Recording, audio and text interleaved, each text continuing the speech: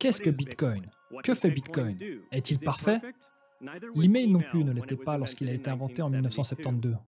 C'est la meilleure explication de Bitcoin de tous les temps. Si vous avez un ami qui ne comprend pas bien la crypto-monnaie, envoyez-lui cette vidéo, il vous remerciera. Merci de m'avoir donné l'occasion de vous parler aujourd'hui. Mon nom est Peter Van Valkenburg et je suis le directeur de recherche chez CoinCenter, un organisme indépendant à but non lucratif, axé sur les problèmes de politique affectant la crypto-monnaie et les réseaux de blockchain publics. Qu'est-ce que Bitcoin? Bitcoin est la première crypto-monnaie au monde et elle fonctionne grâce au premier réseau public de blockchain au monde. Que fait Bitcoin? C'est simple, il vous permet d'envoyer et de recevoir de la valeur vers et depuis n'importe qui dans le monde en utilisant rien de plus qu'un ordinateur et une connexion Internet. Maintenant, pourquoi est-ce révolutionnaire? Parce que contrairement à tous les autres outils permettant d'envoyer de l'argent sur Internet, il fonctionne sans avoir besoin de faire confiance à un intermédiaire. L'absence de toute société intermédiaire signifie que Bitcoin est la première infrastructure de paiement numérique publique au monde. Et par public, je veux simplement dire qu'il s'agit d'un espace accessible à tous et non détenu par une seule entité. Nous avons maintenant une infrastructure publique pour l'information, pour les sites web et pour les emails. Cela s'appelle Internet. Mais les seules infrastructures de paiement public dont nous disposons sont du cash, comme de la monnaie papier. Ça ne fonctionne que pour les transactions en face à face. Avant Bitcoin, si vous vouliez payer quelqu'un à distance, par téléphone ou par Internet, alors vous ne pouviez pas utiliser l'infrastructure publique. Vous deviez compter sur une banque privée pour ouvrir leur registre et ajouter une écriture comptable qui vous débite et crédite la personne que vous payez. Et si vous n'utilisez pas tous les deux la même banque, alors il y aura plusieurs banques et plusieurs entrées à saisir dans les registres entre eux. Avec Bitcoin, le registre est la blockchain publique. Et n'importe qui peut ajouter une entrée à ce registre transférant ses bitcoins à quelqu'un d'autre. Et n'importe qui, quelle que soit sa nationalité, sa race, sa religion, son sexe ou sa solvabilité, peut créer une adresse bitcoin sans aucun frais afin de recevoir des paiements par voie numérique. Bitcoin est la première monnaie publique accessible à l'échelle mondiale. Est-elle parfaite? Non. L'email ne l'était pas non plus lorsqu'il a été inventé en 1972. Le Bitcoin n'est pas la meilleure monnaie à tous les niveaux. Il n'est pas encore accepté partout. On ne l'utilise pas souvent pour coter les prix. Et ce n'est pas toujours une réserve de valeur stable. Mais il fonctionne. Et le simple fait qu'il fonctionne sans intermédiaire de confiance est incroyable. C'est une avancée majeure en informatique. Et ce sera aussi important pour la liberté, la prospérité et l'épanouissement humain comme la naissance d'Internet. Et Bitcoin n'est que le début. Si nous pouvons remplacer les infrastructures de paiement privées, alors nous pouvons également remplacer d'autres points d'étranglement privés pour l'interaction humaine. Maintenant, pourquoi devrions-nous vouloir construire plus d'infrastructures publiques? Pourquoi devrions-nous adopter les blockchains plutôt que les intermédiaires commerciaux? Pourquoi devrions-nous tolérer leur inefficacité et travailler pour les améliorer? Pourquoi devrions-nous vouloir que les pionniers de ces technologies soient ici, aux États-Unis, et pas ailleurs? Une raison simple. Parce que les entreprises intermédiaires qui fournissent les infrastructures essentielles mais privées sont de moins en moins nombreuses, plus grandes et plus puissantes. Et leurs échecs sont de plus en plus graves.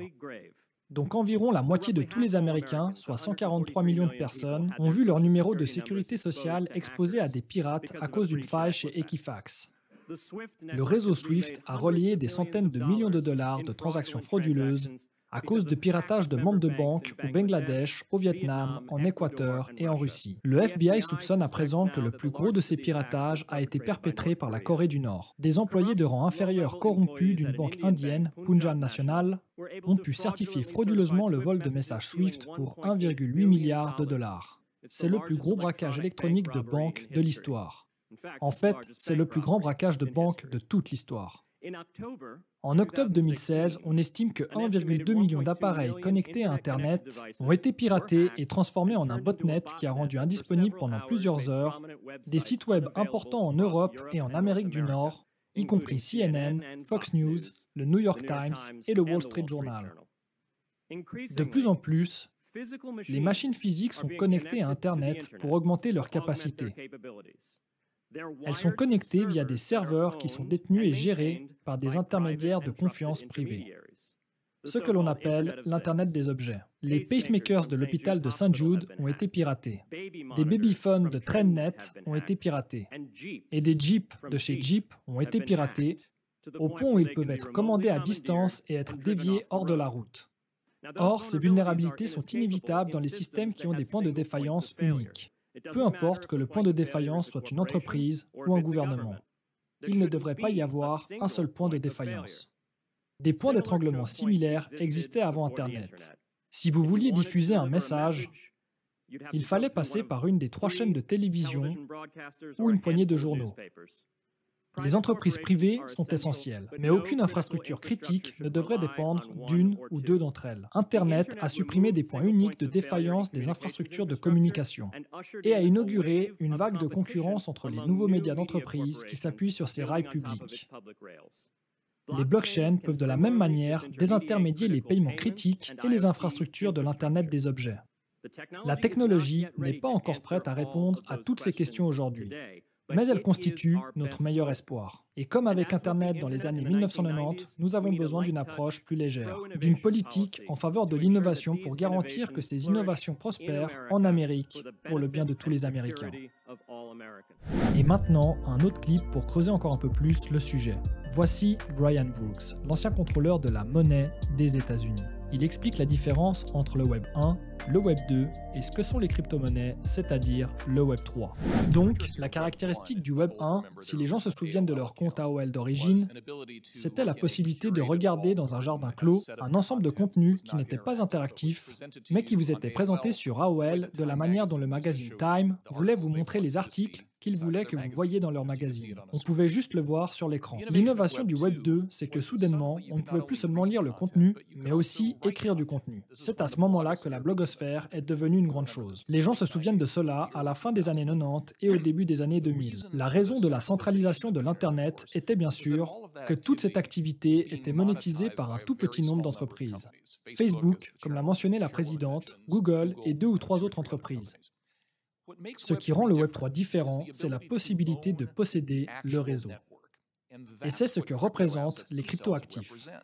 C'est une participation dans un système sous-jacent. Donc, lorsque vous entendez des gens parler par exemple de jetons de couche 1, ce qu'ils veulent dire, c'est que c'est votre récompense pour fournir les services de maintenance du registre.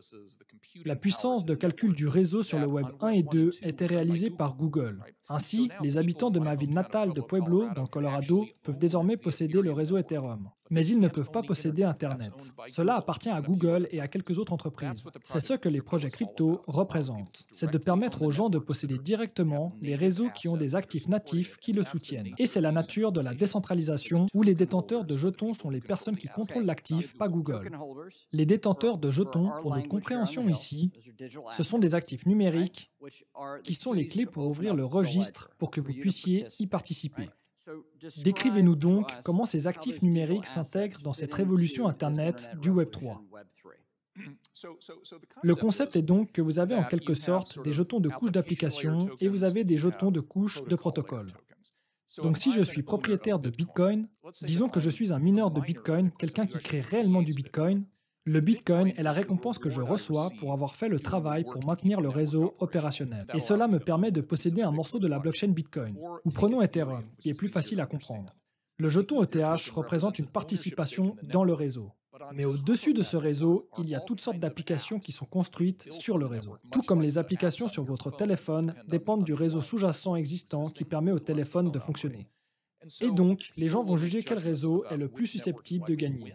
Et ils investiront dans les jetons de ce réseau. De la même manière que vous pourriez investir dans les actions de Google, parce que vous pensez que Google va faire évoluer l'accès à l'Internet d'origine. La différence étant qu'ici, vous pouvez voter sur ce qui se passe dans le futur d'un réseau de preuve d'enjeu. Par exemple, vous pouvez être récompensé par un jeton de preuve de travail pour maintenir un registre sur quelque chose comme Bitcoin.